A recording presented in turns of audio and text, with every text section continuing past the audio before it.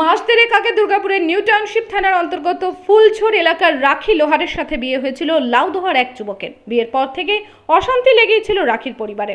বুধবার সকালে রাখির সাথে তার মায়ের শেষবারের মতো কথা হয়, আর দুপুরে মেয়ের মৃত্যুর খবর পায় তার পরিবার। পরিকল্পিতভাবে খুনের অভিযোগ করা হয়েছে থানায়। পুলিশ মৃতদেহটি উদ্ধার করে ময়নাতদন্তের জন্য দুর্গাপুর মহকুমা হাসপাতালে পাঠায়। কতদিন আগে বিয়ে হয়েছিল? 2 মাস। আপনারা কি শুনলেন? আমাদেরকে সকালে আমার মেয়ে ফোন করেছিল। আমার মেয়ে কিন্তু খুব চাপা ছিল, মানে কিছু হলেও বলতোই না, মানে যাই হোক বলতো না। আমরা জিজ্ঞাসা করতাম কিন্তু বলতো কিছু হয় না, কিন্তু বলতেই চাইতো না।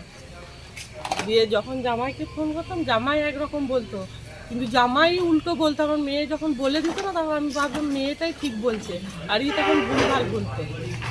আমার মেয়ে বলছিল যে শিবরাত্রি ছিল, তো বলছিল যে শিবরাত্রি করেছি, তাহলে আমি যাব আমাদের দুর্গাপুর। তা ওকে বললো আমি যাব। তা বললো ঠিক আছে যাবে। তো আমার মেয়ে বলছে যে আমি তো থাকবো না, আমি 2 দিন থাকবো। কিন্তু জামাই বলছে যে না, আমি সঙ্গে সঙ্গে নিয়ে যাবো, আবার সঙ্গে সঙ্গে চলে আসতে হবে। তা বলছে না, আমি কি 2 দিন থাকবো না। তখন বলছে না, থাকলে কি করে হবে, আমাদের ঘরে লোক নাই কাজের। তা ও তখন বলছে কাজের লোক নাই, তাহলে সারা জীবন কাজ করতে হবে, তাহলে আমি কি মায়ের ঘর যাবো না। এইটাই আমার মেয়ে বললো, কালকে বললো।